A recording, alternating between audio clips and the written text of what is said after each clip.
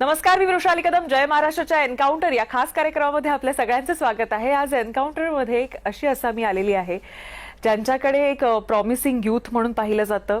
काँग्रेसचा एक तरुण तडफदार असा चेहरा, उच्च शिक्षित, तितका संयमी म्हणून त्यांच्याकडे पाहिलं जातं. त्यांच्याकडे एक लेगसी आहे सगळ्यात महत्वाची, ते म्हणजे पतंगराव कदम याचे सुपुत्र विश्वजित कदम आपल्या सोबत आहेत. मविया सरकारमध्ये आपण मंत्री म्हणून आम्ही तुमचा कारभार तुम्ही हाकताना आम्ही पाहिलेला आहे तुम्हाला. त्याच्यानंतर ज्या पद्धतीमध्ये मविया सरकार गेलं आणि त्याच्यानंतर विरोधी पक्षामध्ये आपण एक खडकर भूमिका गेले अनेक दिवस तुम्ही मांडताय ते आम्ही पाहतोय. नुकत्याच निवडणुका झालेल्या आहेत आणि त्याच्यामध्ये तुमचं एक लिडरशिप क्वालिटी पुन्हा एकदा पाहायला मिळाली आहे. ती धुवाधार परफॉर्मन्स तुमचा राहिलेला आहे आणि खूप छान विजय मिळालेला आहे. त्याबद्दल अभिनंदन तुमचं. धन्यवाद. आणि आता एन्काउंटरमध्ये तुम्ही आलेले आहात, तर रेडी आहात का एन्काउंटरसाठी? तयार आहे. विश्वजित, जसं मी म्हटलं की काँग्रेसचा एक प्रॉमिसिंग चेहरा म्हणून तुमच्याकडे पाहिलं जातं राज्यातला. खरं तर खूप पोटेन्शियल असलेला असा चेहरा सांगलीचा. लेगसी तर डेफिनेटली आहेच तुमच्याकडे, पण बऱ्याचदा असं पाहिलं जातं की लेगसी ही काही काळापुरती सुरुवातीला मदत करते, त्याच्यानंतर तुमचं जो कसदारपणा आहे नेत्याचा तो दिसून येतो. मला असं वाटतं over the period of time तुमचं राजकारण आणि ज्या मताधिक्यानं तुम्ही निवडून येताय गेली अनेक वर्ष आणि लोकांना निवडून आणताय ते आपण पाहिलेलं आहे. सो मूळतः प्रश्न हाच विचारते की लेगसी आणि त्याच्यानंतर स्वतःला सिद्ध करण्याचा तो जो काळ होता तो कसा होता? आता आपल्या मराठीमध्ये एक म्हण आहेच की मोठ्या वटवृक्षाखाली लहान झाडं काही लवकर मोठी होत नसतात. आणि तसं पाहिलं तर माझे वडील स्वर्गीय पतंगरावजी कदम साहेब ह्यांच्या व्यक्तिमत्वाचा, त्यांच्या कर्तृत्वाचा, त्यांच्या नेतृत्वाचा एक त्यांनी त्यांच्या जीवनामध्ये मोठा ठसा हा सांगली जिल्ह्यात आणि महाराष्ट्राच्या त्यांच्या सार्वजनिक जीवनामध्ये उमटवलेला हे सगळ्या महाराष्ट्राला माहीत आहे. आणि मला अभिमान ह्याचा आहे की ही लेगसी खरं ह्याची सुरुवात होती माझ्या आजी आजोबांपासून आणि आमचं जे गाव आहे सोनसळ या गावापासून. कारण माझे वडिलांचा जन्म सोनसळ या गावी आणि एक दुष्काळी गाव, दुष्काळी तालुक्यातलं गाव, पाण्याची सोय नाही आणि तसं आमच्या आजी आजोबांकडे फार काही शेतीची जमिनी नव्हती. आणि अशा अत्यंत कठीण परिस्थितीत माझ्या वडिलांचा त्या दुष्काळाच्या परिस्थितीत जन्म झाला आणि अक्षरशः रोज पाणी आणण्याकरता सुद्धा जे लहानपणी त्यांना पायपीट करावी लागली हे त्यांच्या तोंडून, माझ्या वडिलांच्या तोंडून मी अनेकदा लहानपणीच्या त्यांच्या गोष्टी ऐकलेल्या आहेत. तदनंतर शिक्षणासाठी म्हणजे कुठेतरी त्यांना असं सारखं वाटायचं की ह्या दुष्काळाचा प्रश्न मिटवायचा असेल किंवा बहुजन समाजातली, ग्रामीण भागातली मुलं किंवा तरुण त्यांच्यासारखे ह्यांनी जर मोठं व्हायचं असेल आणि इतरांचं काही भलं करायचं असेल तर शिक्षण हे अत्यंत महत्त्वाचं आहे. म्हणून शिक्षण हा विषय फार जिव्हाळ्याचा होता त्यांचा. आणि म्हणून स्वतःच्या शिक्षणासाठी पहिले ते शिरसगावला रोज एकटे पायी चालत जायचे. तिथं पहिलं त्यांनी प्राथमिक शिक्षण घेतलं. मग कुंडल म्हणून एक बोर्डिंग ची शाळा होती, त्या कुंडलच्या मातीत आणि मोठी स्वातंत्र्य सैनिकांची कुंडलची भूमी ती आहे, तिथं त्यांनी बोर्डिंगच्या हायस्कूलमध्ये त्यांचं शिक्षण घेतलं. आणि मग कर्मवीर भाऊराव पाटील अण्णा, कर्मवीर अण्णांच्या विचाराने फार प्रभावित झाले ते. आणि तो काळच तसा होता. आणि कर्मवीर अण्णांनी जे रयत शिक्षण संस्थेची स्थापना गरिबांच्या मुलांसाठी केलेली होती, त्यात कमवा व शिका योजना जी सुरू केलेली होती, त्या कमवा व शिका योजनेअंतर्गत आमचे वडील पतंगरावजी कदम साहेब हे साताऱ्यामध्ये हायस्कूलला शिकले. त्यातून त्यांना लक्षात आलं की शिक्षणच मूळ आहे आणि म्हणून त्यांनी ठरवलं की त्यांच्या व्यक्तिगत जीवनाची आणि सार्वजनिक जीवनाची सुरुवात ही शिक्षणापासून त्यांनी केली पाहिजे. आणि म्हणून हा लेगसी हा फार महत्त्वाचा पार्ट मी माझ्या आयुष्यातलं समजतो की माझं भाग्य आहे की अशी लेगसी मला मिळाली. अशा लेगसीच्या मूल्यांवर मी आज माझं सार्वजनिक जीवनाचं काम करतोय. ज्यावेळी ते मंत्री झाले, म्हणजे तो काळ मी तर फार जवळून पाहिलेला, त्या काळात माझी पत्रकारिता सुरूच होती. पटकन डिसिजन, म्हणजे मला असं वाटतं की त्यांच्या टेबलवर फाईल फार काळ रेंगळत राहिली आहे कुठल्याच विषयाची, असं फार कधी झालेलं नव्हतं. नाही, ते आजही आमच्या वडिलांचं एक भाषण म्हणजे शेवटच्या काही वर्षातलं होतं, त्यांचं निधन होण्यापूर्वी. कवठेमहांकाळ तालुक्यातलं होतं. मला वाटतं पवार साहेबही त्या कार्यक्रमाला आले होते आणि ते असं मंत्री होते त्यावेळेस ते. आणि ते सांगायचे की बाबा माझ्याकडे कुठलंही पेंडिंग काम राहत नाही, करतो बघतो सांगतोय, भानगडच नाही माझ्याकडे. आणि ही मंत्रालयापासून ते महाराष्ट्राच्या प्रत्येक प्रशासकीय अधिकार असेल किंवा कॅबिनेटमध्ये मंत्रिमंडळातले त्यांचे सहकारी असतील, प्रत्येकाला हे माहीत होतं की ही म्हणजे कुठली फाईल विषय पेंडिंगच नाही. मला असं वाटतं त्या काळामध्ये तुम्ही युथ नेता म्हणून तुमची जडणघडण चालू होती ज्या काळामध्ये ते मंत्री होते. सो तो एक अनुभव कसा असायचा, किंवा ते कधी सांगायचे का की असं करा तसं करा, हे नका करू किंवा काय?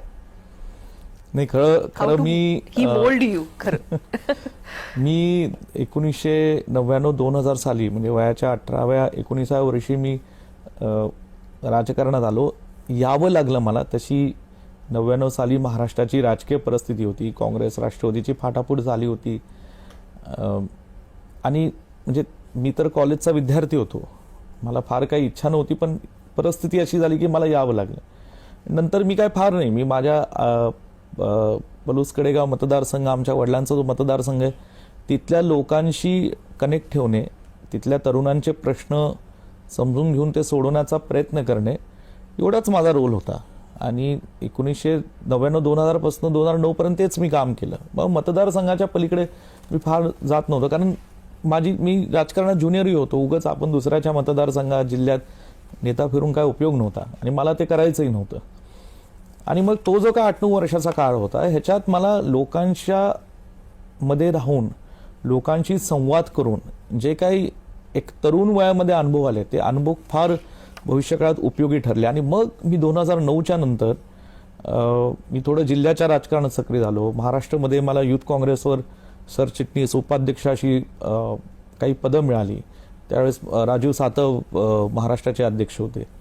आणि मग आदरणीय राहुलजी गांधींनी जी संपूर्ण देशात एक युथ काँग्रेसच्या संघटनेबाबतीत एक चळवळ उभी केली होती, मी चळवळच म्हणेल त्याला, की बाबा युथ काँग्रेसची संघटनेची पदं ही महाराष्ट्रातल्या तरुणांच्या माध्यमातून त्यांनी ठरवली पाहिजे. त्यातनं मी महाराष्ट्राचा युथ काँग्रेसचा अध्यक्ष 2012-13 साली झालो. आणि म्हणून मला महाराष्ट्र पाहायला मिळालं. ते 7 वर्षाचा काळ मला मिळाला. महाराष्ट्राच्या प्रत्येक प्रांतामध्ये गेलो, प्रत्येक जिल्ह्यात मी 4-4, 5 वेळा जाऊ शकलो. म्हणजे सांगलीत राहून मला गडचिरोली, भंडाऱ्याचे, नंदुरबारचे प्रश्न काय, कोकणातले रायगडचे प्रश्न काय, मराठवाड्यातले प्रश्न काय, उत्तर महाराष्ट्रातले प्रश्न काय, हे सगळे मला त्यामुळे खूप तो काळ तर माझा, मी म्हणेल माझ्या राजकीय जीवनातला, माझा महाराष्ट्रातल्या युथ काँग्रेसचा अध्यक्षपदाचा काळ हा माझा एक अत्यंत सुवर्ण काळ व्यक्तिगत माझ्या जीवनातला मानेल. कारण खूप माझे चांगले सहकारी महाराष्ट्राच्या कानाकोपऱ्यातनं तरुण कार्यकर्ते मला मिळाले, जे आजही माझ्याशी कनेक्टेड आहेत, आजही माझ्या संबंधित आहेत. काही तर आता ठीक आहे, नाईलाजाने त्यांच्या त्या काही अडचणीमुळे भाजपमध्ये गेले, अनेक जण आमदार झाले, अनेक जण मंत्री सुद्धा झाले, जे माझ्या कार्यकर्ते माझ्यासोबत युथ काँग्रेसचे जिल्हाध्यक्ष होते, मी महाराष्ट्राचा अध्यक्ष होतो. मला आनंद आहे त्यांच्या बाबतीत. परंतु अशी खूप चांगली जीवाभावाचे सहकारी महाराष्ट्रात मला मिळाले, महाराष्ट्र पाहायला मिळालं, खूप काही शिकायला मिळालं. म्हणून तो काळ मला चांगला होता. खरं आहे, म्हणजे इतरांना ती संधी मिळाली, पण तुम्हालाही अशा संध्या समोरून आलेल्या, त्याबद्दल काय सांगाल? मला असं वाटतं राजकारणात, सध्याच्या राजकारणात दुर्दैव असं आहे की विचार, नैतिकता, कर्तव्य, कुठेतरी ह्या सगळ्या गोष्टींचा काही, सगळ्याच नाही, काही राजकारण्यांना त्याचा विसर होत चाललेला आहे. ठीक आहे, बदलता काळ आहे, बदलती परिस्थिती आहे, बदलत्या काळातल्या बदलत्या परिस्थितीतले लोक पण आहेत. आणि म्हणून त्या अडचणींमुळे काही गोष्टी होतात, जसं त्याला माहीत. मी त्याच्या खोलात जाऊन काही बोलणार नाही. परंतु मला असं वाटतं की आमच्या वडिलांनी काँग्रेस पक्षामध्ये 40-50 वर्ष काम केलं. माझे चुलतेत मोहनराव कदम म्हणून दादा, ज्यांना आम्ही आदराने म्हणतो, त्यांनी काम 50 वर्षाहून अधिक काळ केलं. आणि मी म्हणल्याप्रमाणे यशवंतराव चव्हाण साहेब, यशवंतराव मोहिते असतील, पंडित नेहरू, इंदिरा गांधी आणि महाराष्ट्रात त्या काळात काँग्रेसच्या विचाराने काम करणारे फार मोठी माणसं होऊन गेली हो. आणि ज्यांनी महाराष्ट्राचं भलं केलं, सहकार चळवळीच्या माध्यमातून लोकांचं भलं केलं. अनेक वेगवेगळ्या क्षेत्रातनं काही निर्णय महाराष्ट्राच्या इतिहासात असे झाले की ज्यांनी महाराष्ट्राचं भलं केलं. आणि म्हणून त्यातून मला असं वाटतं तो जो विचार आहे, तो विचार हा पुढे माझ्यात आला. मी तो टिकवला. 3 निवडणुका मी आता काँग्रेस पक्षाच्या माध्यमातून लढलो. लोकांच्या आशीर्वादाने, पलूस कडेगावचे माझे जे लोक आहेत त्यांनी मला भरभरून प्रेम दिलं, आशीर्वाद दिला. तरुणांची साथ आहे, ताकद आहे, त्याच्या जीवावर मी निवडून आलो. आणि हे माझं भाग्य आहे की पुन्हा एकदा मला लोकांनी माझ्यावर विश्वास दाखवला की मला आता पुन्हा पलूस कडेगावच्या माझ्या लोकांची सेवा करायची, जिल्ह्याची, सांगली जिल्ह्याच्या लोकांची सेवा करायची, महाराष्ट्राची सेवा करायची. आणि ते माझं काम मी करतोय अनेक माध्यमातून. आता महाराष्ट्र हा नेहमी आपण पाहिलं की गव्हर्नमेंट सत्ता ही पूर्णतः एका पक्षाची तसं महाराष्ट्रानं पाहिलेली नाहीये. आजही कोएलिशन गव्हर्नमेंटच आहे. पण ह्या कोएलिशन गव्हर्नमेंटचे काही प्लस पॉईंट असतात, काही मायनस पॉईंटही असतात. असं तुमच्या बाबतीत खास करून नेहमी म्हटलं जातं की तुमच्यासारखा उमेदवार हा खरं कॅबिनेटमध्ये जायला हवा होता, पण कोएलिशन गव्हर्नमेंट आणि त्यांच्या लिमिटेशन्स आणि डिव्हिजन ऑफ मिनिस्ट्री ह्या सगळ्या ह्याच्यामध्ये कॅबिनेट पर्यंतचा अडथळा राहिला कायम.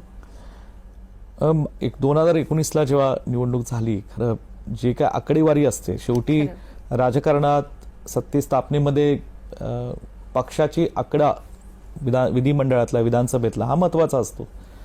त्या आकडेवारीमध्ये खरं काँग्रेस राष्ट्रवादीची सत्ता 2 पक्षांची येईल, कारण त्यावेळेस राष्ट्रवादी एकच होता 2019ला.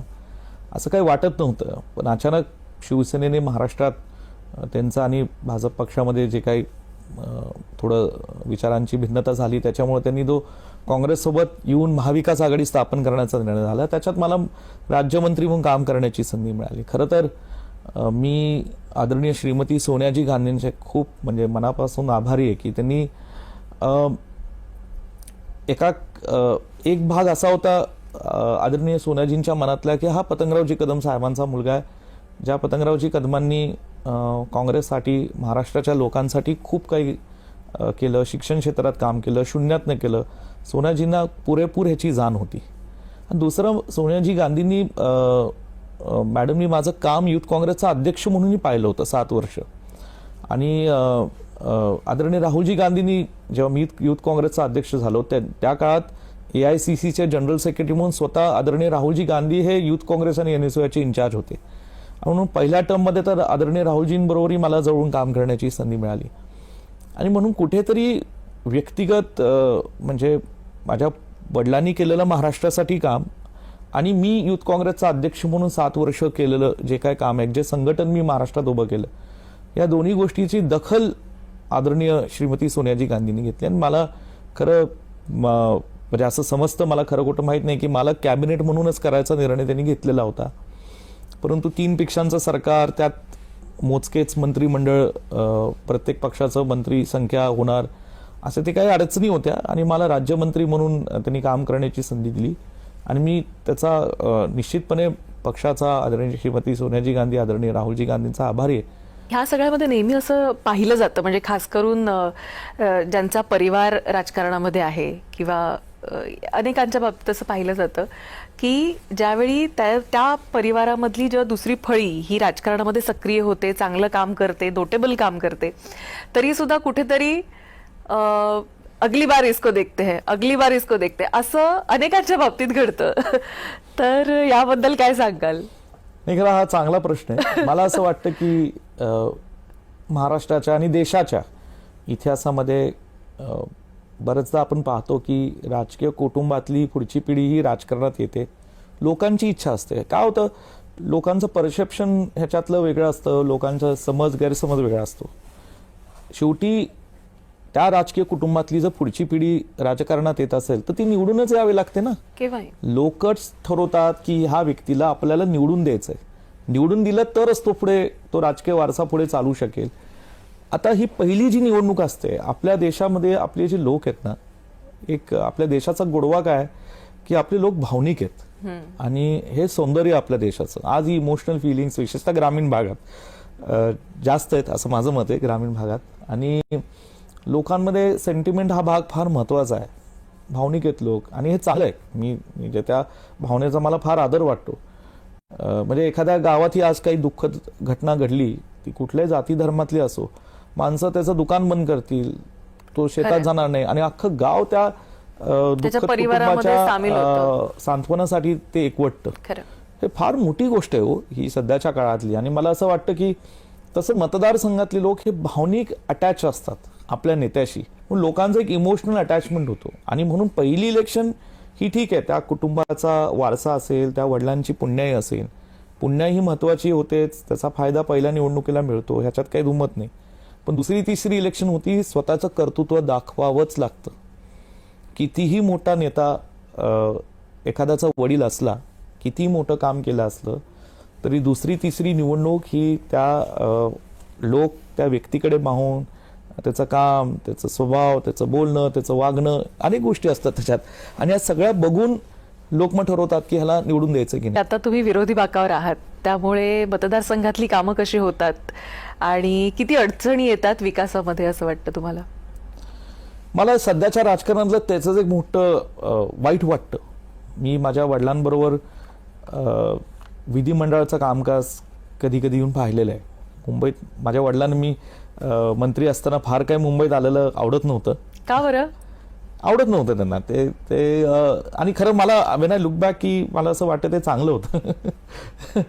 आणि मग जेव्हा केव्हा मी यायचो, मी त्यांचा तो निर्णय घेण्याची क्षमता, मग थोडं प्रशासन हळूहळू मी पाहत गेलो. कारण मी भारतीय विद्यापीठाचंही कामकाज पॅरलली करत होतो, मतदारसंघात काही लोकांचे प्रश्न सोडवण्याचं काम पाहत होतो. आणि म्हणून मी पाहत होतो की त्यावेळेस फार भाजपमध्ये फार मोठी नेते होते. गिरीश महाजन साहेब असतील, गोपीनाथराव मुंडे साहेब असतील, गडकरी साहेब आहेत आज, फडणवीस साहेबही मला वाटतं 99ला आमदार झालेत. त्यांनी त्यांच्या तरुण पिढीत राजकारणाची नागपूरपासून सुरुवात केली. आणि मी पाहत होतो देशमुख साहेब, कदम साहेब, किती लोकांचा नामोल्लेख करताला तर कुणा चुकून राहतात, असे अनेक लोक होते हो, जे विरोधी पक्षाचाही कुठला आमदार आणि मंत्री आला ना की एका झटक्यात काम करायचे. कारण त्यांच्यात असा संकोच नसायचा की हे त्याचं व्यक्तिगत काम आहे का, हे लोकांचं काम आहे. एखादा आमदार आला तो म्हणायचा, साहेब माझ्या भलं तो भाजप किंवा इतर पक्षाचा असू दे, की बाबा माझ्या जिल्ह्यातलं, माझ्या मतदारसंघातलं हे काय 25 लाख एका रस्त्याला धरायचे आहेत, अमुक 25 लाख शाळेला, योजनेला धरायचे, एका झटक्यात काम व्हायचं ते. आज ते होत नाही आणि त्याचं मला वाईट वाटतं. कारण मला असं वाटतं की आज तो कुठल्या पक्षातला आमदार आहे हे पाहिलं जातं, पण हे पाहिलं जात नाही की तो लोकप्रतिनिधी आहे, तो विधिमंडळाचा सदस्य आहे. त्या लोकांनी जरी निवडून दिलं ह्याचा अर्थ असा होत नाही की त्यांनी सत्ताधारी पक्षाच्या विचाराला नाकारून केलेलं आहे. फक्त हा माणूस का चांगला आहे ह्याच्या पक्षाचा विचार कदाचित त्या मतदारसंघातल्या लोकांनी स्वीकारला असेल, म्हणून लोक त्याच्या पाठीशी उभे राहिले असतील. आणि हा मनाचा जो मोठेपणा आहे ना, तो कुठेतरी सध्याच्या राजकारणात मला कमी दिसतो. आणि म्हणजे मी जो काळ पाहिला आहे आमच्या वडिलांचा, म्हणजे सुदैवाने मी म्हणलं ना, मला फार तरुण वयात राजकारण पाहायला मिळालं. अनेकांबरोबर मला संवाद, युथ काँग्रेसचा अध्यक्ष किंवा असं हे सगळा काळ पाहिला आहे मी. त्यामध्ये मनाचा मोठेपणा, येईल त्याला मदत करणे, कुठेतरी छोट्या छोट्या गोष्टींवर विचार होत नव्हता. आता काय होतंय की कुठल्या पक्षाचा आमदार आहे, मग तिथल्या जिल्ह्याचं राजकारण कसं, मग त्याचा महाराष्ट्राच्या राजकारण असं एवढं म्हणजे विचार होत असेल तर म्हणजे हा पुरोगामी महाराष्ट्र राहिला नाही असं मला वाटायला लागलं दुर्दैवाने. पण मला वाटतं आमच्यासारखे लोक आम्ही ते टिकवण्याचा प्रयत्न करू. पलूस कडेगाव विधानसभा क्षेत्राबद्दल जर आपण म्हणायचं झालं तर कदम कुटुंब आणि कडेगाव हे एक समीकरणच झालेलं होतं. सांगलीमध्ये काँग्रेसचं स्थान अधिक बळकट करण्यासाठी किती अडचणी तुम्हाला आता फेस कराव्या लागतात? म्हणजे तिथं तर तुमचं आहेच प्रस्थ, पण सांगलीमध्ये ओव्हरऑल जिल्ह्यामध्ये काँग्रेसचं प्रस्थापित करण्यामध्ये पुनश्च किती अडचणी येतात? 2018ला माझे वडील पतंगरावजी कदम साहेबांचं निधन झालं. त्याच्यानंतर पोटनिवडणूक लागली.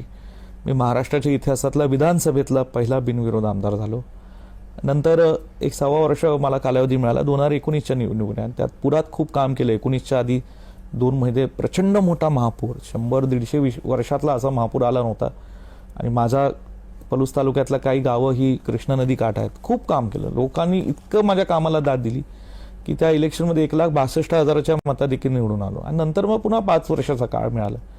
त्यात राज्यमंत्री झालो, करोनाचा कालावधी होता, अनेक अडचणी सरकारले होत्या, प्रशासन म्हणूनही होत्या.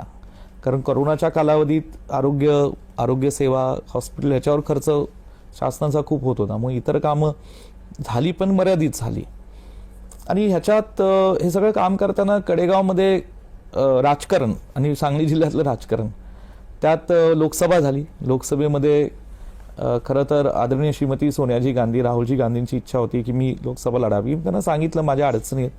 माझ्या पलूस कडेगाव मतदारसंघातल्या लोकांनी माझ्यावर विश्वास टाकलाय. पुन्हा माझ्या वडिलांसारखं मी त्यांचे प्रश्न काही राहिलेले असतील किरकोळ ते सोडवावेत, लोकांसोबत राहावं. म्हणून म्हटलं मला विधानसभा आत्ता सोडणं शक्य नाही, कौटुंबिक काय विषय होते. म्हणून मी म्हटलं मी इकडे थांबेल, महाराष्ट्राच्या राजकारणात काम करेल, महाराष्ट्रातल्या लोकांची, सांगली जिल्ह्यातल्या लोकांची सेवा करेल. आणि मग मी आमच्या एका तरुण सहकार्याला शब्द दिला होता, विशाल पाटलांनी, मी तुला खासदार केलं, तू काळजी करू नको. त्याच्यासाठी तुम्ही जंग पछाडली खूप. म्हणजे काय माझ्या राजकीय जीवनातला जसं युथ काँग्रेसचा काळ आहे तसा ती लोकसभेचा इलेक्शन, त्याच्यात तिकीट मिळवण्यासाठी काँग्रेस हा सांगली जिल्हा काँग्रेसचा बालेकिल्ला आहे. पण इतका त्रास झाला मला, दिला. आणि मला वाईट वाटतं की मी त्या काळात जे करत होते ते पक्षासाठी करत होतो.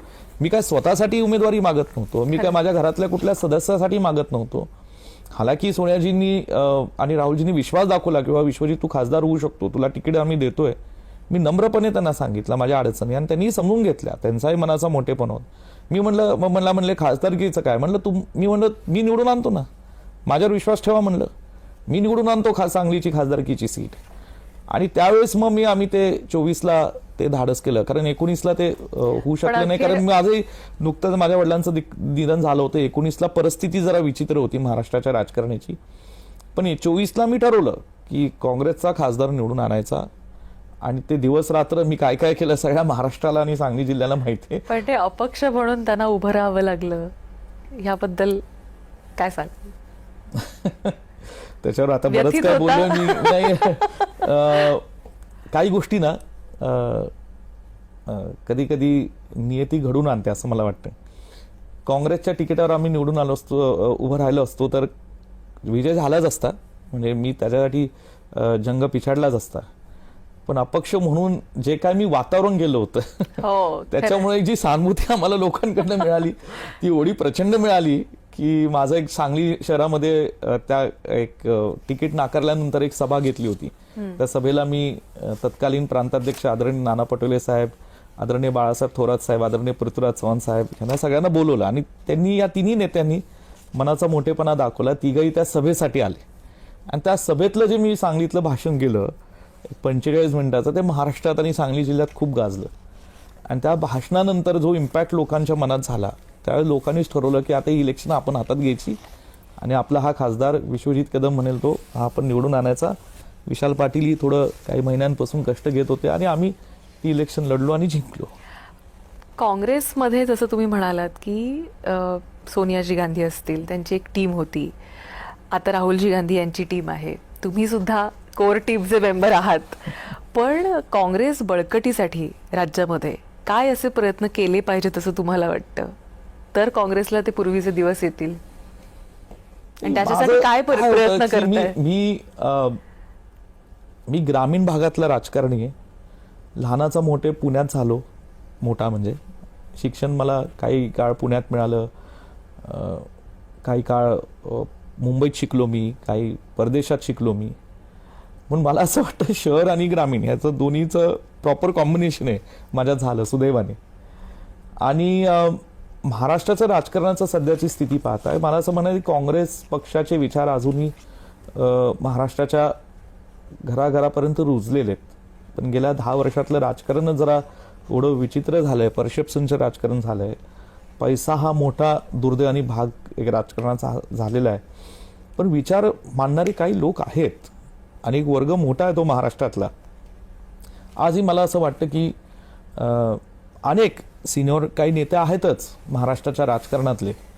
एक तरुण पिढी आमची आहे, मी असेल, आमचे बंधू बंटीजी पाटील असतील, माझे बंधू अमितजी देशमुख असतील, आजही त्यांच्या जिल्ह्यात काँग्रेस पक्षाचा झेंडा घेऊन संघर्षात्मक राजकारण चांगल्या पद्धतीने करतायत.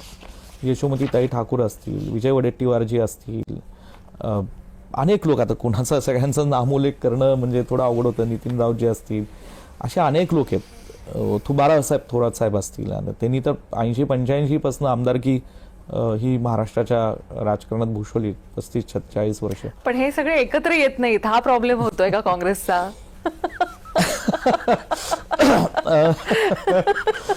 नाही, एकत्र असं मी म्हणेल की हा फार असा ट्रिकी क्वेश्चन आहे आणि याच्यावर कसं उत्तर द्यायचं म्हणजे अवघड आहे. मला असं म्हणायचं की एकत्र आहेत, एकत्र, पण विधानसभा निकालानंतर थोडं पिछेहाट झाली, कारण काही लोकांना अनपेक्षित असे निकाल झाले, धक्का बसला लोकांना. माझंही मी म्हणजे मताधिक्य जे मला अपेक्षित होतं तसं मिळालं नाही. एवढं काम मी 5 वर्ष जीव ओतून काम केलं, लोकांची प्रामाणिकपणे सेवा केली. माझ्या मतदारसंघातल्या प्रत्येक माणसाला माहिती मी कसं काम केलं. परंतु ठीक आहे, जे काय महाराष्ट्राच्या लोकसभेनंतर खरं असं वाटलं नव्हतं असे विधानसभेचे निकाल लागतील, कारण महाविकास आघाडीला मोठा कौल लोकसभेत मिळाला होता. 48 पैकी 32 खासदार हे महाविकास आघाडीचे निवडून आलेले होते. आणि म्हणून म्हणजे आता तिथेही प्रणिती शिंदे, अनेक लोक आहेत जे आमचे नांदेडचे खासदार चव्हाणसाहेब आहेत, कल्याणराव काळे आहेत, आमच्या प्रतिभा धानोरकर असतील, खूप आहेत असे खासदार पण चांगले काँग्रेसचे निवडून आलेले आहेत. आणि ह्या सगळ्या ह्याच्यात मला असं वाटतं की we are in the recovery stage right now, असं मी म्हणेन. कारण जसं एखादी दुःखद घटना घडल्यानंतर सांत्वनाला 13 दिवस जातात, तसं आमच्या अजून आता 13 दिवस संपलेले आहेत. कामाला लागलं पाहिजे सगळ्यांनी, असं माझं स्पष्ट मत आहे. आत्ता स्थानिक स्वराज्य संस्थांच्या इलेक्शन काही महाराष्ट्रातल्या जिल्हा परिषद, नगरपालिका, महानगरपालिकेच्या काही ठिकाणी झाल्या, त्यातही काँग्रेसला सध्याच्या राजकीय परिस्थितीत मी म्हणेल चांगलं यश मिळाले. फार मोठं यश नाही, पण चांगलं यश मिळालं, कारण सध्याचं राजकारण काय आहे सगळ्यांना माहिती आहे महाराष्ट्रातलं. आणि विरोधी पक्ष म्हणून आमच्यातले काही असे जिल्हे आहेत जे आजही टिकून आहेत. आता मला असं वाटतं की जे काँग्रेसच्या चिन्हावर विधानसभेत लढले, म्हणजे मी म्हणलो ना, मी कॉर्पोरेट पण आहे, भारतीय विद्यापीठाचं काम करताना माझं एक कॉर्पोरेट आयुष्य आहे. आणि आमची कारखानदारी चालू होता नसताना किंवा हे सार्वजनिक जीवनात वेगळं माझं आयुष्य आहे. म्हणून मला वाटतं की यार आता डिसेंट्रलाइज करायला पाहिजे. प्रत्येक महाराष्ट्रातला विदर्भ असते, तिथे काही चांगले सक्षम नेते आहेत, खरं, अशी त्यांची टीम करा. मराठवाड्यातल्या काही नेत्यांची टीम करा, उत्तर महाराष्ट्रातली करा, पश्चिम महाराष्ट्रातली करा. आणि आम्ही अशी टीम एफर्ट घेऊन ज्यांनी ज्यांनी विधानसभा लढवली अशा लोकांना त्या त्या विधानसभेत थोडी ताकद देत गेलो. आणि ताकद म्हणजे आता शेवटी विरोधी पक्षाच्या कार्यकर्ता म्हणून ताकद म्हणजे एक मॉरल सपोर्ट जरी दिला, म्हणजे पाठबळ ज्याला आपण म्हणतो, तेवढा जरी दिलं ना, मला वाटतं कार्यकर्ते उभे राहतील. प्रत्येकालाच काहीतरी मला काम मिळावं, मला काहीतरी पैसे मिळावं अशी लोकांची अपेक्षा नाही. कार्यकर्ता म्हणतो मला पाठबळ द्या. आणि हे पाठबळ जरी असे आम्ही काही ठराविक प्रत्येकाने असं डिसेंट्रलाइज करून जर काम केलं ना, तर मला वाटतं संघटना महाराष्ट्रात पुन्हा उभी राहू शकते. महाराष्ट्रात अजूनही अनेक प्रश्न आहेत जे लोकांना ते सुटलेले नाहीत. म्हणून महाराष्ट्रातली जनता सगळ्याच गोष्टींबाबतीत जे काय महाराष्ट्रात सध्या राजकारण चालू आहे त्यात समाधानी असं नाही आहे. तुम्ही अर्थसंकल्पावर टीका केलेली आहे. तुम्ही म्हणालात की अर्थसंकल्प हा पोकळ आहे. काय नेमकं म्हणायचं होतं? असे कुठले मुद्दे तुम्हाला वाटले की ते पोकळ आहेत? मला कळत नाही. महाराष्ट्राचा अर्थसंकल्प हे नवी मुंबई, ठाणे, नागपूर ह्याच्यापुरतं किती मर्यादित आहे आणि उर्वरित महाराष्ट्र किती आहे? माझं म्हणणं काय की ह्या शहरांचा विकास झालाच पाहिजे, यात काही दुमत नाही. शहरीकरण महाराष्ट्रात वाढतंय. 60% पर्यंत आता लोक मोठमोठ्या शहरांमध्ये, उपनगरांमध्ये राहत आहेत, नगरपालिका, नगरपंचायतीमध्ये. आता महाराष्ट्रातली 40% जनता ग्रामीण भागात. पण ग्रामीण भागातला जो शेतकरी वर्ग आहे, जो आमचा आदिवासी दलित वर्ग आहे, मागासवर्गीय समाजातले आमचे जे बांधव आहेत, इतर जे काय मुस्लिम समाज असेल, ओबीसी समाज असेल, ओबीसी समाजातले काही असा एक वर्ग आहे, कारण ओबीसी समाज हा मोठा आहे, पण त्याच्यातले काही समाज असे आहेत की जे 70-80% जातात आणि उर्वरित समाज बरेच आहेत आणि जे कदाचित 30-40% असतील. पण त्या समाजाला अजून म्हणावा तसा न्याय मिळाला नाही. त्यांची संख्या जरी कमी असती, त्या समाजाला अजून न्याय मिळाला नाहीये. कारण त्यांच्याकडे ओबीसी म्हणून वाटतं आणि त्यांना वाटतं की बाबा ह्या अमुक मोठ्या समाजाला न्याय मिळाला म्हणजे हे नाही मिळाला असेल. तसं नाहीये, त्यांचे प्रश्न वेगळे आहेत. आणि म्हणून त्या प्रश्नांकडे लक्ष देणं गरजेचं आहे. मी म्हणालो जेव्हा मी बजेट पाहिलं, बजेटमध्ये मोठमोठे रस्ते, मोठमोठे इन्फ्रास्ट्रक्चर डेव्हलपमेंट 10,000 कोटी 20,000 कोटी हे घेतलंय, चांगलं आहे, हरकत काहीच नाही. पण मग शिक्षणावर काय, आरोग्यावर काय, मग मुळात जे सिंचन योजना आहेत, आपण शेतकऱ्यांची कर्जमाफी देतो, ठीक आहे, जो कर्जात बुडलेला आणि कर्जाने त्रासवलेला शेतकरी त्याला कर्जमाफी झालीच पाहिजे, याच्यात दुमत नाही. पण शेतकरी आपला महाराष्ट्राचा हा जिद्दी आहे, स्वाभिमानी आहे. त्याच्या शेतात जर पाणी दिलं, त्याच्या शेतातल्या पिकाला योग्य हमीभाव दिला, ती जबाबदारी राज्य सरकारने घेतली, तर आपला महाराष्ट्राचा शेतकरी स्वतःच्या पायावर हिमतीवर शेती करू शकेल. सगळ्यांनाच काही कर्जमाफी नको आहे. पण माझं म्हणणं काय की आपण शेताला पाणी देत नाही, विजेची व्यवस्था चांगली करत नाही. आज पाणी मिळाले पण ऊर्जा मिळत नाही, म्हणजे वीजची सोय होत नाही, आणि काही ठिकाणी तर पाणीच नाही. मग पाणी आणि वीज आपण शेतकऱ्यांना पुरवली तर शेतकरी हा स्वतःच्या पायावर उभा राहू शकतो, असं माझं मत आहे. आजही महाराष्ट्रातला काही भाग असा आहे, जिल्हे तालुके अजूनही पाण्यापासून वंचित आहेत, सार्वजनिक तिथल्या भौतिक विकासापासून वंचित आहे. ते करायला पाहिजे आणि त्याच्याकरता राज्य शासनाने जास्त खर्च करावा. आम्ही म्हणलं आरोग्य, शिक्षण, सिंचन असेल, अनेक मुद्दे आहेत, आणि म्हणून कुठेतरी ह्या बजेटमध्ये मला ते दुर्लक्षित वाटतंय. अजूनही विरोधी पक्षनेता नाहीये. विरोधी पक्षनेता या बातम्या जेव्हा आम्ही दाखवतो तेव्हा कायम तुमचंही नाव चर्चेत असतं. नाही, मी नाही, मी विरोधी पक्ष नेता वाटतं तुम्हाला व्हावं असं? मला असं वाटतं की माझ्याहून सिनियर काय मंडळी आहेत विधानसभेत, आणि त्या सिनियर मंडळींचा मान तो आहे. सिनियरिटीची खरं पक्षाने दखल घेतलीच पाहिजे, कारण शेवटी 30-40 वर्ष सभागृहात काम करणारी काय माणसं आहेत, त्यांना ते मिळालं तर आम्ही त्यांच्या पाठीशी उभे राहू खंबीरपणे. आणि मला असं वाटतं की विरोधी पक्ष नेता हे राज्य सरकारने आपल्या देशाच्या संविधानानुसार, लोकशाहीच्या मूल्यांनुसार हे दिलंच पाहिजे विरोधी पक्षाला. का राज्य सरकार आणि का बाकीचे सरकारच्या संबंधित असणारे लोक ज्यांच्याकडे हे विरोधी पक्ष नेतेपद देण्याचा अधिकार आहे नाही असं म्हणतात ते, ठीक आहे ना, देऊ शकता ना तुम्ही. संख्याबळ नसलं म्हणून काय झालं? हा तांत्रिक आणि एक वेगळा वादाचा मुद्दा झाला. त्याच्यावरही काही उदाहरणं महाराष्ट्राच्या आणि देशाच्या इतिहासात आहेत. देशाच्या इतिहासात संख्याबळ असताना नसताना विरोधी पक्ष नेतेपद मिळालं नाही असं नाहीये. मग माझं म्हणणं असं आहे की तुम्हाला द्यायचंच नाहीये का? महाराष्ट्रातला एक वर्ग आहे ना आजही, ज्यांनी लोकसभेच्या निवडणुकीत महाविकास आघाडीचे खासदार निवडून आले, विधिमंडळात सुद्धा आज जे काय आम्ही 40-50 आमदार असेल, शिवसेना, काँग्रेस, राष्ट्रवादीचे आम्ही म्हणजे 50 तरी आहेत ना. आणि इतर ज्यावेळेस एखादा भाजपचा आमदार जेव्हा निवडून येतो सत्ताधारी पक्षाचा, दुसरा जो उमेदवार त्यालाही मतं पडणारा एक वर्ग, त्याला देणारा वर्ग आहेच ना. म्हणजे महाराष्ट्रात आजही 35-40% एक असा वर्ग आहे ज्यांनी सत्ताधारी पक्षाला मतं टाकलेली नाहीयेत. मग तो आवाज ऐकूनच घ्यायचा नाही का? तो दाबूनच ठेवायचा का? हे योग्य नाही, ही लोकशाही नाही. विधिमंडळामध्ये प्रत्येकाला म्हणजे त्या तो आवाज सुद्धा उठला पाहिजे. ह्याच्यासाठी विधिमंडळ आहे, ह्याच्यासाठी लोकशाही आहे. विधानसभेमधल्या लक्षवेधी चर्चेदरम्यान तुम्ही एक मुद्दा मांडला होता, तो म्हणजे जिल्हा परिषदेच्या शाळांचा आणि त्याची जी अवस्था दयनीय झालेली आहे त्याचा, आणि या शाळांमध्ये सांगली पॅटर्न राबवा असं तुम्ही म्हणालात. तर नेमका शाळांचा सांगली पॅटर्न काय आहे?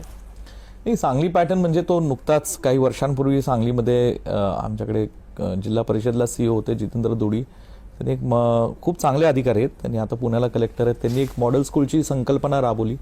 काय झालं, आता ग्रामीण भागात सुद्धा लोकांना खाजगी शाळा असतील, इंग्लिश मिडियमच्या स्कूल असतील, ह्याच्याकडे पालकांचा ओढा आहे आणि ते असणं स्वाभाविक आहे, त्यात काही दुमत नाही. पण जिल्हा परिषदची विद्यार्थी संख्या त्यामुळे दिवसेंदिवस घटत चालली. आता का घटते त्याला एक कारण असं नाहीये, त्याला अनेक कारण आहेत. त्याच्यावरही त्या दिवशी सभागृहात खूप चांगली चर्चा झाली. तिथल्या इमारतीच्या खोल्या, तिथले स्वच्छतागृह, तिथे असणाऱ्या सुविधा, तिथे असणारे शिक्षक, तिथे असणाऱ्या शिक्षणाची साधनं म्हणजे स्मार्ट टीव्ही किती आहे, लॅबोरेटरी किती, ग्रंथालय किती, क्रीडांगण कसं आहे, काही शाळांना कंपाऊंड वॉलही नसतं, असे अनेक प्रश्न आहेत. काही गुणवत्तेच्या बाबतीत आहेत. असे ह्या सगळ्या प्रश्नांवर लक्ष द्यायचं असेल तर मला वाटतं त्यावेळेस ती जिल्हा परिषदेने एक स्कीम राबवली की बाबा एक मॉडेल स्कूल अशी निवडायची प्रत्येक जिल्हा परिषद गटातली किंवा तालुक्यातली, आणि त्याच्यावर भर द्यायचा जिल्हा प्रशासनाने. आणि असं झालं की पुढच्या वर्षी माझ्या माहितीने मलाकडे आठवत नाही, एक 15,000 विद्यार्थी पुन्हा खाजगी शाळेतनं जिल्हा परिषदेच्या शाळेमध्ये परत गेले. म्हणजे ही कल्पना फार चांगली महाराष्ट्रात राबवावी असं मला वाटतं, जेणेकरून पुन्हा शेवटी ज्याला जो खरंच सर्वसामान्य गरीब माणूस आहे ना, त्याच्या लहान मुलांच्या शिक्षणाची जिल्हा परिषद शाळा ही अत्यंत चांगलं साधन असतं आणि त्याला ती सक्षम केली ना, पुढची पिढी अधिक चांगली घडेल असं मला वाटतं. त्याच अनुषंगाने मला विचारावं असं वाटतं की भारती विद्यापीठ हे सर्वात जुनं विद्यापीठ आहे. काही जुन्या विद्यापीठांमधलं one of the most prime ज्यांच्याकडे पाहिलं जायचं किंवा ज्यांच्याकडे कल होता असा आहे, आजही आहे कल. पण मुंबईत कधी येणार किंवा ह्याचा विस्तार कसा होतोय याकडे किती लक्ष लक्ष द्यायला वेळ मिळतोय का मुळात?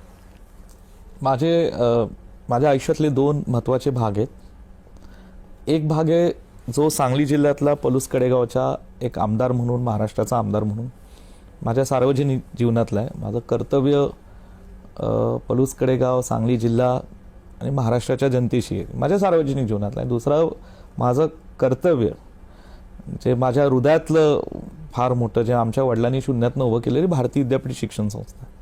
गतिमान शिक्षणातनं समाज परिवर्तन हे जे आमच्या वडिलांनी सुरुवातीपासून ब्रीद वाक्य ठेवलं, त्यातूनही आजही मला अभिमान आहे की महाराष्ट्रात 90 ठिकाणी भारतीय विद्यापीठाच्या शाळा आहेत आणि त्या गावांमध्ये रयत शिक्षण संस्थेच्या पाठोपाठ महाराष्ट्रामध्ये 90 गावांमध्ये भारतीय विद्यापीठाच्या शाळा आहेत. हे फार कमी लोकांना माहिती आहे. हे शिक्षण आम्ही चालू ठेवलंय. जव्हार सारख्या ठिकाणी आदिवासी शिक्षण आहे. स्त्री शिक्षणाचे आमचे मोठं संकुल कडेगावला आहे. पुण्यामध्ये 2 कन्या प्रशाला आहेत आणि खूप साहेबांनी हे पाया मजबूत केला भारतीय विद्यापीठाचा. मग उच्च शिक्षणात गेलो, आज डीम युनिव्हर्सिटी म्हणून आहोत आणि भारतातली बोटावर मोजण्यात अशा 3-4च खासगी डीम युनिव्हर्सिटीज आहेत ज्यांना 4थ्यांदा A++चा नॅकचा सायकल मिळाला.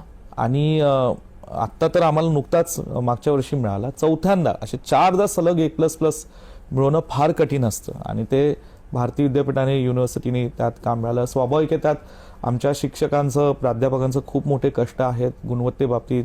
शिक्षकेतर कर्मचारी मोठा वर्ग आहे. आज भारतीय विद्यापीठात 8,500 कर्मचारी आहेत. 10,000 होतील कदाचित येणाऱ्या दिवसात.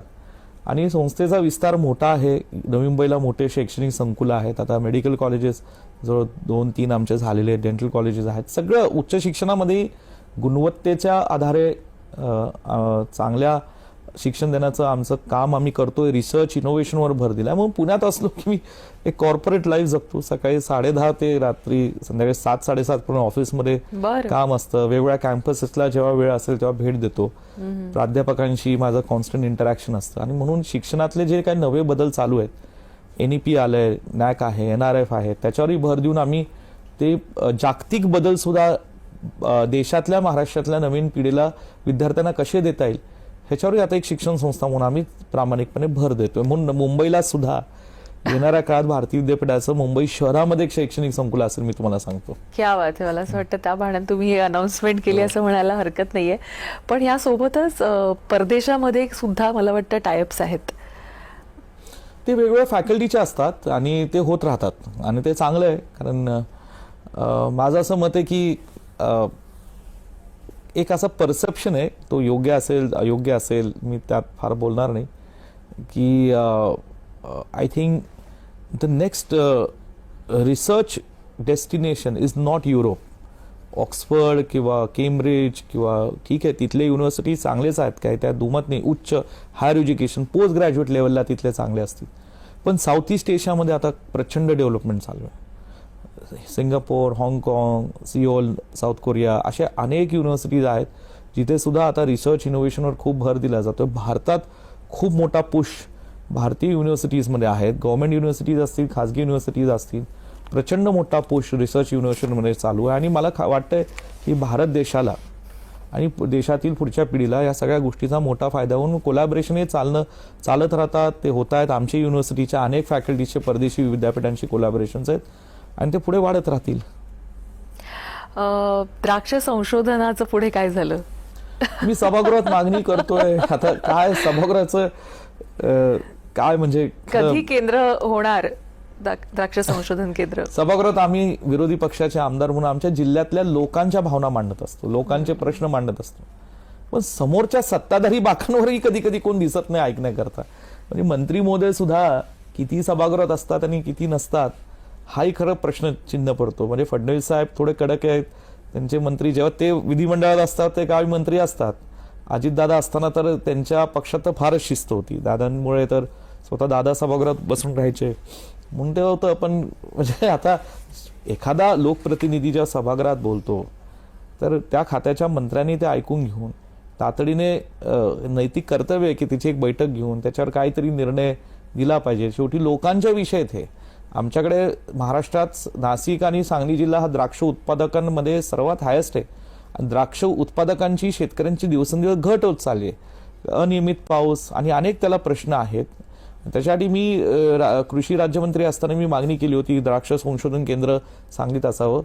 पुढे त्याच्यावर काही झालं नाही. स्वतः म्हणजे त्यावेळेस बजेटची तरतुदी केली होती. अजूनही त्याच्यावर काही झालं नाही. म्हणून हा प्रश्न सरकारला जरा झोपलेल्या सरकारला जागं करून आठवण करून देण्याचं काम आम्ही करतो मध्ये आधी. बरं, तसे पतंगरावांचे संबंध सुद्धा सर्वांशीच चांगले होते, म्हणजे सर्व पक्ष क्रॉस द पार्टी लाईन तुमचे देखील आहेत. आणि त्यामुळे तुम्हाला देखील इतर अनेक पक्षातून सतत इन्कमिंगसाठी ऑफर असते की या तर अशा अनेक ऑफर्स आलेले आहेत. तर त्या ऑफर्स बद्दल काय सांगाल आणि किती विचाराधीन आहेत? राजकारणात माझं मत आहे व्यक्तिगत संबंध असलेच पाहिजे. आणि पूर्वीच्या काळी होते ना, नव्हते असं नव्हतं, पूर्वीच्या काळी होते. आता सोशल मीडियामुळे जरा जास्त त्याचे अर्थ आणि गैरअर्थ काढले जातात. आणि मला असं वाटतं की व्यक्तिगत संबंध राहिले पाहिजे. ती माणुसकी असते. वैचारिक वाद हे विचारांचे होत राहतात. इथं कुणीही कुणाचा द्वेष करायला बसलेलं नाही. आम्ही काँग्रेसचे आहोत म्हणजे आम्ही काय भाजप किंवा कुठल्या त्यांच्या विचाराचे द्वेषी आहोत असा भाग नाही. ते संस्कार नाहीत आमच्यावर. पण ठीक आहे, जे एखादी गोष्ट जी महाराष्ट्राच्या हिताची नसेल आणि आम्हाला ते वाटत असेल हे महाराष्ट्राच्या लोकांची हिताची नाही तर तो मुद्दा आम्ही उठवणारच. आता विविध पक्षांच्या ऑफर येत राहतात. ठीक आहे, कुणाला वाटलं बाबा माझं व्यक्तिमत्व स्वभाव कर्तृत्व ठीक असेल पण हे ठीक आहे, ते होत राहतं, ते चालत राहतं. मी म्हणलं ना, ते सोशल मीडियामुळे जास्त अर्थ गैरअर्थ त्याचे निघतात, बाकी काही नाही. तुमचे आणि अजितदादांचे संबंध सुद्धा खूप चांगलेच होते. आणि मला असं वाटतं दादा गेल्यानंतर तुम्ही असं म्हणालात की माझ्या वडिलांसारखे ते होते. दादांच्या काही आठवणी शेवटच्या, कधी भेट झालेली होती शेवटची, काही सांगाल? नाही काय, दादा खरं दादांचं माझे वडील गेल्यानंतर हळूहळू एक वेगळं नातं झालं. माझे ते विधिमंडळात फिरकी घ्यायचे, त्यांनाही म्हणजे असं कुटुंबातलं एक सदस्य म्हणून आपलं असतं ना, कुणाशी असं कम्फर्ट झालं ना की त्या कम्फर्ट झालेल्या व्यक्तीशी आपण मन मोकळेपणाने बोलत असतो. आपण त्याची कधी कधी चेष्टाही करत असतो. का करतो? कारण आपल्याला त्या माणसाकडनं कम्फर्ट मिळतं. मला वाटतं मी कुठेतरी दादांना ते कम्फर्ट देऊ शकलो. आणि मन दादांचे माझे व्यक्तिगत जेव्हा आम्ही भेटायचो ना, आम्ही फार विषयांवर गप्पा मारायचो, हसायचो. म्हणजे किस्सा तर विधिमंडळातला असा झाला की मी मंत्री होतो, दादा आम्ही हॉलमध्ये विधानसभेचं कामकाज तहकूब झालं आणि मी बाहेर येऊन बसलो. दादा बसले होते, आदरणीय थोरात साहेब होते, आदरणीय अशोकराव चव्हाण साहेब होते, नाना पटोले साहेब होते मला म्हणजे ते अध्यक्ष होते त्यावेळेस, जयंतराव पाटील साहेब होते. आणि दादा मी असं सहज समोर, दादांना अचानक मला पाहिल्यामुळं काहीतरी मनात आलं, म्हणलं याची जरा फिरकी व्यात. आणि ते मोठ्या आवाजात म्हणले, अरे विश्वजित, काल तू ती मला भेट वस्तू पाठवली ना, ती मला फार आवडली. मग मला काही कळनच. मी म्हणलं दादा मी कुठे काय तुम्हाला पाठवलंय? आणि ते मुद्दाहून मोठ्या आवाजात म्हणाले, जेणेकरून तिकडे जयंत पाटील साहेब, अशोकराव चव्हाण साहेब, थोरात साहेबांना ऐकू झालं असं म्हणाले. बरं, आता हे सगळे दिग्गज माझ्याकडे बघायला लागले, बाबा तू काय पाठवलं? मी म्हणलं दादा मी काहीच पाठवलं नाही तुम्हाला. आणि मग ते त्याच्यानंतर मी म्हणलं दादा म्हणजे असं का करायला लागले? मी काही पाठवलंच नाही. एक गप्रे म्हणले, तू ते पाठवलं मला फार आवडलं, मस्त आहे ते. काय तो म्हणजे असं म्हणताना म्हणले पेन मोठा एवढा, म्हणजे कशाला विश्व एवढा मागडा पेन? अहो म्हणलं मी दादा काही पाठवलंच नाही तुम्हाला. मग त्याने असं फोन लावल्यासारखं नाटक केलं त्यांच्या घरी. आणि घरातल्या त्यांच्या कुठल्या तरी स्टाफशी बोलल्यागत त्यांनी सगळ्यांसमोर असं हे केलं, अरे ते काल विश्वजित कदम साहेबांनी आपल्याला ते पाठवलं, ते जरा व्यवस्थित ठेवा माझ्या टेबलवर. मला जो घाम फुटला. मी म्हणलं, आणि ही सगळे माझ्याकडे बघत होते. मी म्हणलं दादा काही माझं तुम्ही आज कार्यक्रम करायचा ठरवलाय दादा? म्हणलं. आणि ते दादा पटकन उठले, बरं मला आज सभागृहात जायचंय विश्वजित, मी निघालो. आणि दादा उठून गेले. म्हणजे मी थोरात साहेब अशोक चव्हाण साहेब आणि जयंतराव पाटील साहेब आणि बाकीचे बरेच जण बसले होते. मी त्यांचे चेहरे ते माझ्याकडे बघत होते. मला जो घाम फुटला त्यावेळेस. म्हटलं दादा अहो म्हणलं मी मरेल म्हटलं असं करू नका, ते बाहेर जाऊन सांगा म्हणलं तुम्ही चेष्टा करताय, असं मी त्यांना म्हणालो चेष्टा करताय सांगा, असं काही उगाच काही करू नका.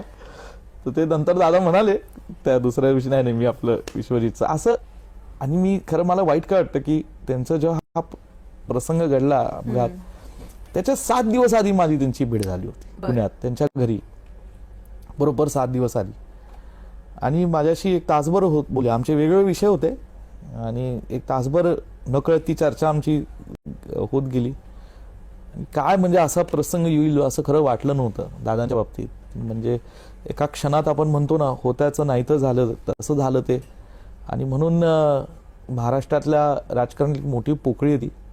आणि सध्याच्या काळातले म्हणजे ह्या 20-25 आणि मागच्या 5-10 वर्षातले दादा जे लोकांना पाहायला मिळाले ते वेगळे दादा होते.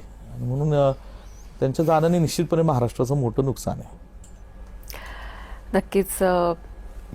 जसं मी म्हटलं की मगाशी आत्ता ज्या निवडणुका घडल्या परिषदेच्या असो किंवा पंचायत समितीच्या असो, तिथं तुम्हाला घवघवीत यश मिळालेलं आहे आणि मला असं वाटतं अजून लढाई बाकी आहे. तर त्याच्यासाठी किती तयारी आहे? नाही, एकतर मी माझ्या पलुसकडे गावच्या माता भगिनींचे प्रथमतः वडीलधाऱ्यांचे, तरुण पिढीचे लोकांचे आशीर्वाद म्हणजे मला मिळाले. मी त्यांचा मनापासून आभारी आहे की आज या अशा महाराष्ट्राच्या देशाच्या राजकीय वातावरणात काँग्रेस पक्षाचा आणि आमचा बालेकिल्ला आम्ही सावध ठेवलो. पलुसकडे गावमध्ये नगरपालिका पलूसची होती, 21 पैकी 18 जागा आम्ही नगराध्यक्षासह जिंकलो. जिल्हा परिषद माझ्या मतदारसंघात 8 होत्या, 8च्या 8ही काढल्या. पंचायत समितीच्या जागा 16 पैकी 14 आम्ही जिंकलो. 2 जागा तर अवघ्या काही मतात आमच्या पराभूत झाल्या. लोकांनी खूप चांगला प्रतिसाद दिला, लोकांनी पुन्हा विश्वास दाखवला. खूप दिवस रात्र मी कष्ट घेतले. म्हणजे 3 महिने पहाटे 3 शिवाय आम्ही झोपत नाही. लोकांनी डोळ्यांनी पाहिलं ते. आणि मला काय आवडलं की कार्यकर्त्यांनाही ते लक्षात आलं की आपला नेताही कष्ट घेतोय आपल्यासाठी आणि त्याला दाद दिली लोकांनी, कार्यकर्त्यांनी. म्हणजे आज कधी कधी विचारतात डोळ्याखाली खूप काळ झाले, आता म्हणलं तुम्हाला काय माहित बाबा का काळ झाले, आमचं आम्हाला माहिती काय चाललंय.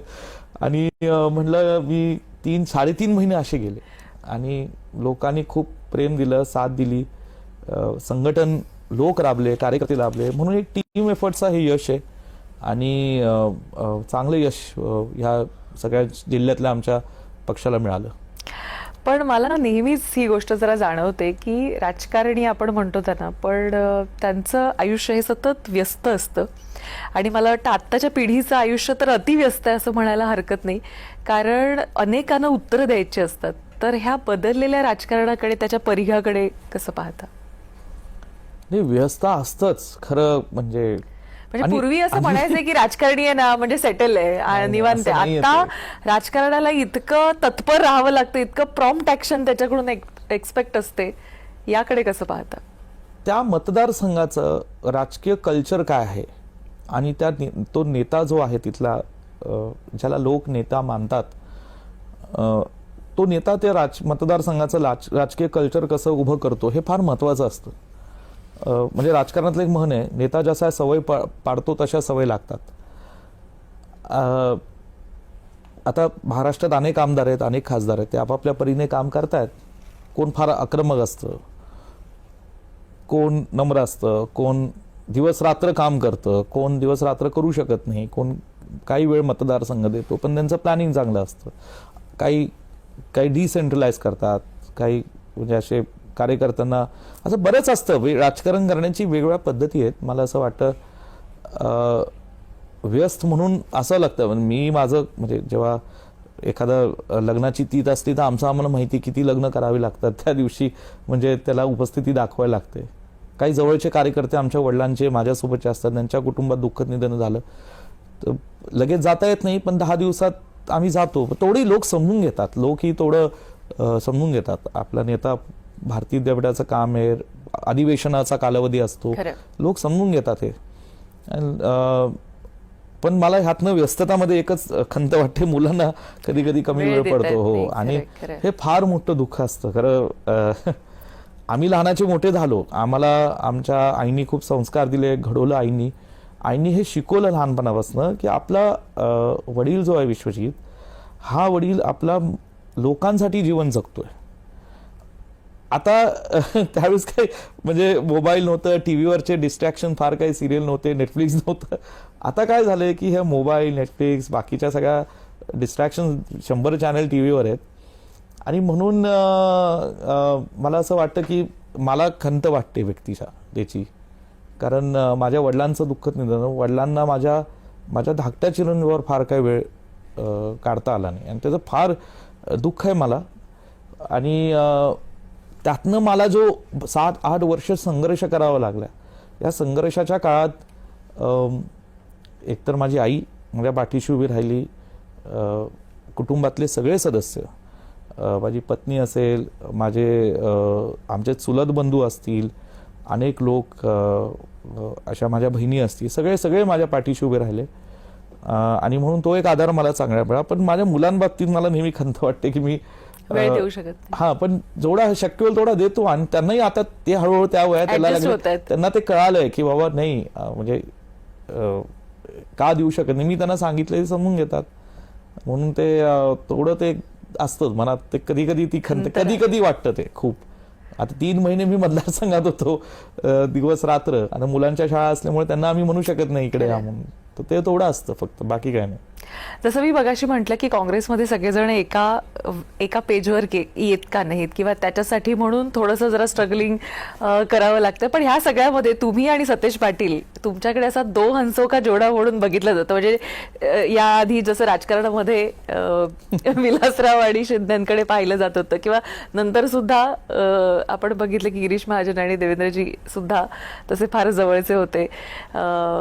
संकटमोचक म्हणून त्याला पाहिलं जातं. मला असं वाटतं की सतेज बंटी पाटलांचे वडील डॉक्टर डी.वाय. पाटील दादा, यांनी सुद्धा शिक्षण क्षेत्रात फार मोठं काम केलं. आणि त्यांची आणि माझ्या वडिलांची फार घनिष्ठ मैत्री होती. दोघांना एकमेकांच्या कर्तृत्वाबाबतीत आदर होता. डी.वाय. दादाने माझ्या वडिलांबाबतीत फार आदर होता आणि माझ्या वडिलांनी त्यांच्या बाबतीत आदर होता. आणि दोघंही ग्रामीण भागातले. सतेज पाटील मला सिनियर आहेत, वयानेही मोठे आहेत, त्यांनाही खूप संघर्ष राजकारणात करावा लागतो, पण एक धाडसी व्यक्तिमत्व, डॅशिंग आहेत ते, त्यांच्या पद्धतीने ते राजकारण करतायत. मला त्यांच्या बाबतीत आदरच आहे. आणि मी सांगितल्याप्रमाणे आम्ही एकत्रित आहोत महाराष्ट्रात. आता आम्ही राहिले किती राहिलेले आम्ही काँग्रेसवाले आहोत. मी काय, बंटी पाटील काय, सतेज पाटील काय, अमित देशमुख काय, मग महाराष्ट्रात अनेक लोक आहेत. मी म्हणलं ना, यशोमती ताई असतील, वडेट्टीवार साहेब आहेत, खूप लोक आहेत, नाना भाऊ असतील, थोरात साहेब ज्येष्ठ आहेत, आम्हाला त्यांचंही मार्गदर्शन मिळतं. पृथ्वीराज चव्हाण साहेबांचं मार्गदर्शन आम्हाला असतं. सुशील कुमार शिंदे साहेब खूप सिनियर आहेत. या लोकांनी फार वेगळा काळ पाहिला राजकारणाचा, त्यांचंही मार्गदर्शन मिळतं. प्रणिती असेल, इथं वर्षाताई गायकवाड आहेत मुंबईत, अमीन पटेल, अस्लम शेख, हे काँग्रेसमध्ये हे फार विशेष आहे. सगळ्या जाती धर्मातले लोक आहेत आणि ह्याचा गर्व वाटतो आम्हाला. आणि आम्ही सगळे आहोत एकमेकांच्या सोबत, आम्ही उभं राहतो, एकमेकांचं सोबत आहोत. मला वाटतं तीच एक मोठी ताकद आहे आमच्या सगळ्यांची. आणि आम्ही आहोत, एकमेकांना सांभाळून आहोत आणि सांभाळून राहू अशी परमेश्वराला प्रार्थना आहे. एकमेकांना हात देण्याची आता सध्या म्हणजे आम्ही काय करायचं, म्हणजे आता मी म्हणलं ना, गिने चुने लोग हैं हम जो एक दूसरे के साथ खड़े हैं बस, लेकिन खड़े हैं, ना टूटे हैं ना कहीं गिर पड़े हैं, लेकिन खड़े एक दूसरे के साथ और खड़े रहेंगे एक दूसरे के साथ, असं वाटतं मला. तुमचा काळ हा खरंच संघर्षाचा आहे आणि तुमचा रस्ता खडतर आहे, जो मार्ग तुम्ही निवडलेला आहे, अनेक पर्याय उपलब्ध असताना देखील. त्यामुळे या संघर्षासाठी आणि या खडतर मार्गावर लोकांचे प्रश्न सोडवण्यासाठी तुम्हाला अनेक शुभेच्छा. अनेक प्रश्न जे लोकहितासाठी म्हणून तुम्ही गेली अनेक वर्ष झगडताय ते मार्गी लागो तुमचे, आणि असाच तुमचा बुलंद आवाज विधानसभेमध्ये आम्हाला ऐकता येऊ, यासाठी आपल्याला अनेक शुभेच्छा. आज तुम्ही इथं आलात आणि आम्हाला वेळ दिलात त्याबद्दल अनेक धन्यवाद. आणि एन्काउंटरमध्ये येऊन कसं वाटलं तेही नक्की आम्हाला ऐकायला आवडेल. Thank you so much. तुम्ही मला बोलवलं आणि थोडक्यात मला जे काही सांगता आलं ते सांगता आलं, त्याबद्दल मी तुमचा मनापासून धन्यवाद मानतो. Thank you so much. खूप खूप धन्यवाद आणि खूप खूप शुभेच्छा पुढच्या वाटचालीसाठी. तर काँग्रेसमधले असे ठराविक लोक आहेत जे आजही काँग्रेसची पाळंमुळं जी आहेत ती भक्कम ठेवण्यासाठी म्हणून प्रयत्न करतात. त्यांचा संघर्ष मोठा आहे आता आणि या संघर्षासाठी म्हणून आपण विश्वजित कदम यांना शुभेच्छा दिलेल्या आहेत. एन्काउंटरमध्ये आता वेळ झालेली इथेच थांबायची, पण तुम्ही कुठेही जाऊ नका, पाहत राहा फक्त जय महाराष्ट्र.